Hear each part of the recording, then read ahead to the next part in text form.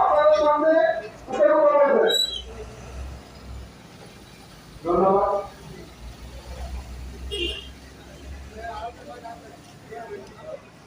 প্রথমে আমি এই দুর্গাপুরবাসীকে অনেক অনেক ধন্যবাদ জানাই। আর আমাদের দলের পক্ষ থেকে যে সমস্ত কর্মী আছে তাদেরকেও ধন্যবাদ জানিয়ে তুলে ধরছি। সর্বপ্রথমে আমি জানাই এই দুর্গাপুর মাটিকে আমি সালাম জানিয়ে আমি শুরু করছি। কেন এই দুর্গাপুর মাটিতে এই কয়েক মিনিট আগে এক মহিলা